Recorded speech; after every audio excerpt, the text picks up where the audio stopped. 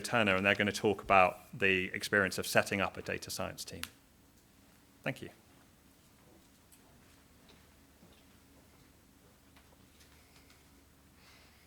Hello. So, yeah, well, let's just crack in. So, we're here from Royal Cornwall Hospital's NHS Trust. I'm Brandon, the data science lead. And I'm Joe Turner, senior data scientist. So, how did we start?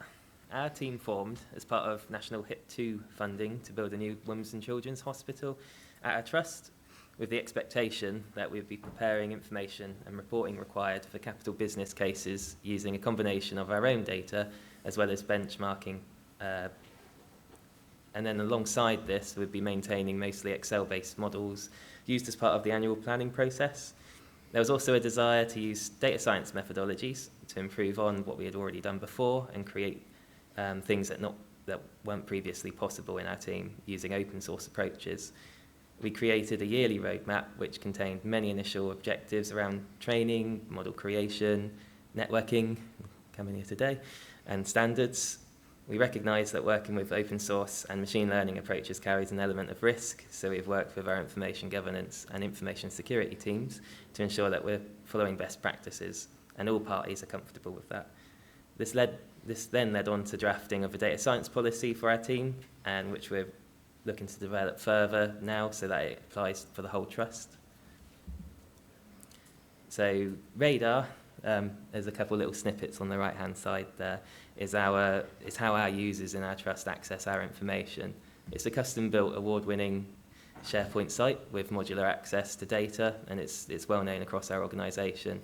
So we're piggybacking on its success and also hopefully using our own successes to add to the existing Radar brand.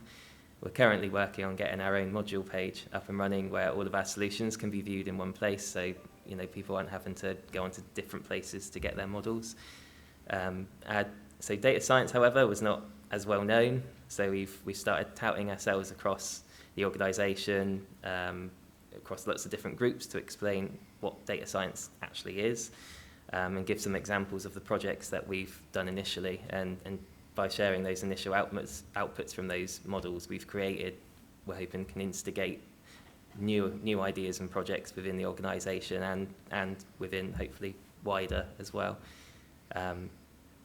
We're really aware that the data science projects might involve us working with data which isn't held in our warehouse, so we've been encouraging the teams that we meet to talk to us about their biggest priorities to see whether data science approaches would help them with that.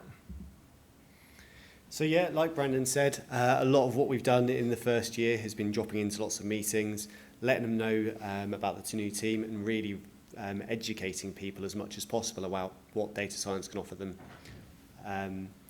The language we use in data science, sensitivity, specificity, precision, root mean, squared error, it can be important when talking to technical users, but more important, it's been making sure that the decision makers are understanding the key messages from anything we go through and do. They don't really care if we've selected an XGBoost model over logistic regression. They care about how well it does the job. But not only how well it does the job, the first question usually asked is, why does the model think that?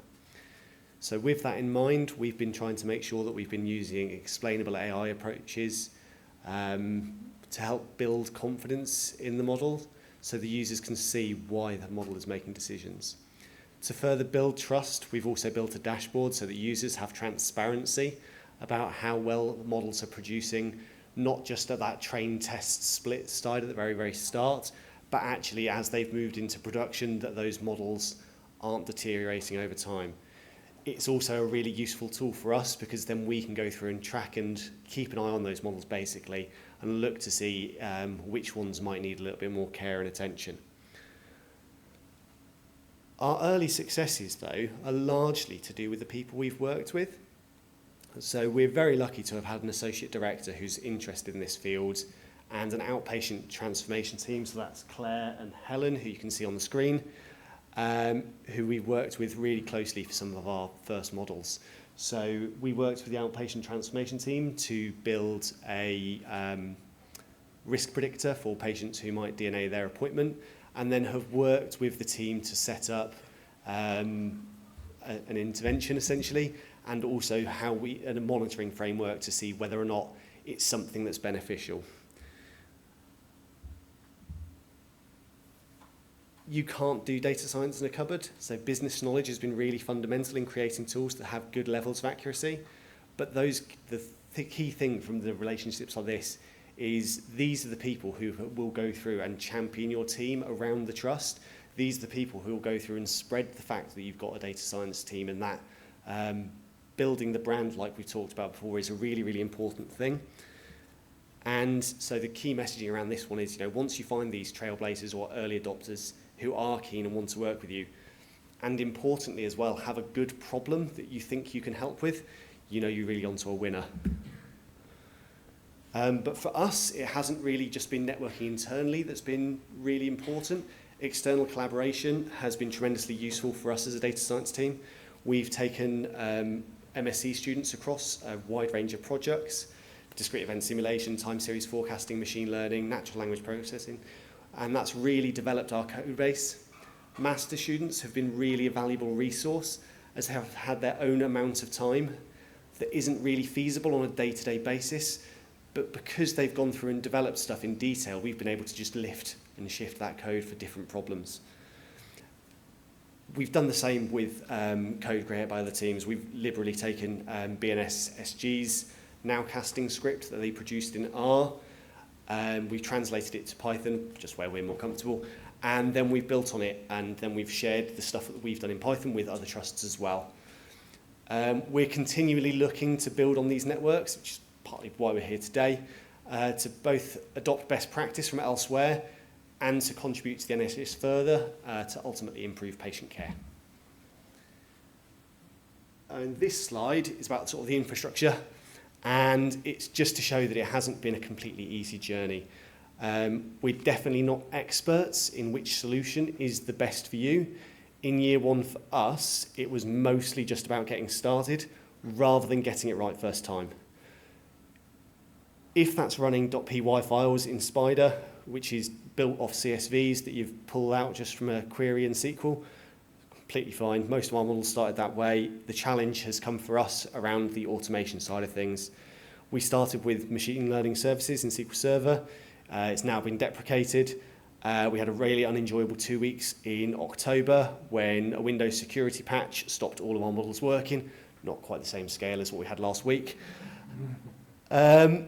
We've got models now which are called using SSIS package, better, but it's also still a bit of a nightmare. We've got batch files to run Conda, to then run a model, which isn't really the most clean workflow. So our next step really is looking at doing some of the cloud providers, which is a bit daunting because you see the pounds and pence in a way that you don't if you're running stuff locally, but we think it's probably for us the best long-term decision.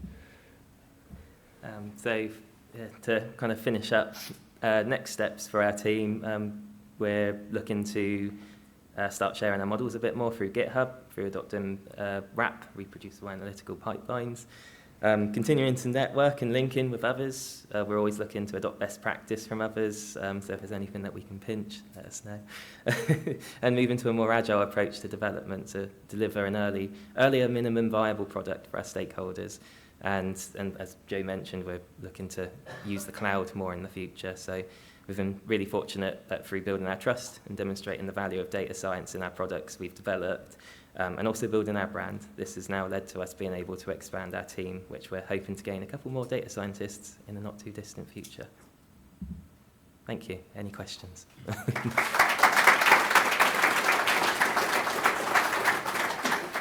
Brilliant, thank you, Matt. We've got, I think, 3 questions. 5 questions. 5 questions, we're very... Should we take the first 3? Can everyone hear me? Brilliant. Do you convey model explanations through dashboards? If so, how?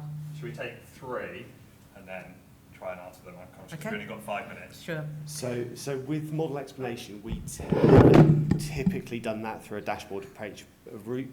We tend to do sort of when we do the first model handover and sort of talk through with stakeholders, we go through and use things like SHAP values to go through and look at what are the important features that are being used in the model. And that's been quite useful because sometimes challenges people in terms of their own preconceptions about what they thought would be important factors. And it's also been quite useful as well because people have then started to look at things. So we tend to do that more at sort of the model handover stage, or when we start to go live, rather than necessarily keeping a track of it through the model's lifespan. Should we take the next three just so that we Okay. can, we'll remind you what they are, but just so you've got time to think about Okay, first one. How have you ensured that the DNA intervention doesn't lead to prejudice and further bias against the people that are found to be likely to DNA, making them even more likely to DNA? Next Okay. one. The NHS feels very similar to how it did in the early 2000s. Why do you think the investment you find in your sustained improvement scenario is so much lower than the growth that was thought to be needed in 2010s? And how did you go about sharing code? Is it publicly available, and could you share the links? Yeah, is that second one definitely That's not for that's the this second group? one. That definitely sounds like a question for Anita. I I can think have, not. we can have a crack, but it will not be as well I think the informed. other two ones, Do you want one more? Have we got well, let's time? take those two. Do you want to do the They're first quite one? technical. So I'll cover the DNA predictor because it's my model, and Brandon will cover the other one because it's more his domain. So in terms of the DNA predictor, when we went through and did this, we took this through sort of ethical approval at our trust to make sure that anything wasn't going to present any potential false biases. We were quite careful with our feature selection to make sure that we didn't introduce bias into the model just as the very nature of where we started. We're from Cornwall, which means our community isn't as diverse as others, which we are conscious that because there may be underrepresentation in that data set, we've tried not to influence the model negatively. The intervention that we've put in place has been sort of an additional intervention. So patients get a phone call to remind them about their appointments. So it's about a targeted intervention to sort of increase interaction with the trust. And the outpatient transformation team who are doing the operationalisation of it are also going through and having conversations. And the thing that's really important, I think a lot of people think that DNAs are the patient's fault. A lot of the feedback that we've had, or the outpatient transformation team have had from those conversations, is things along the lines of the patient's moved address and the address change hasn't made its way through to the hospital. Patients were DNAing simply because they weren't having enough weren't getting the letter. From having that conversation and having that telephone appointment, rather than just a cold letter in the post that never got to them, it meant they've attended and things. And we've done some monitoring afterwards to look at, for the people who have received an intervention, what has been the impact in terms of their attendances, and also for patients who haven't needed the appointment, which is why they were DNAing, looking at what additional capacity that's generated. So I'll let Branna answer the question about sharing. Yeah. So sharing the code base, it's something that we're looking to do. So there isn't actually a link for our team at the moment, but if there's anybody that's interested in any of the projects that we've touched upon today, you can happily send me an email, brandon.chapman@nhs.net. And we're hoping to, with the team expanding now, to actually start adopting RAP and getting all of this all reproducible and open source for all of these projects that we're doing. It's worth saying that Brandon touched really quite early on about, one of the things we've been trying to get right from an outset is making sure our policies are right and sort of our IT team are comfortable with what we're doing. And part of the policy that Brandon's created is around sharing our code and using GitHub and following sort of NHS England's sort of advice on that, really. Thank you. So looking to share what you've done, but welcome advice on that. There's a few other questions, but I think they're quite specific. You're obviously around for the 2 days and happy to speak to people straight after all. Cool. But thank you. Thank you.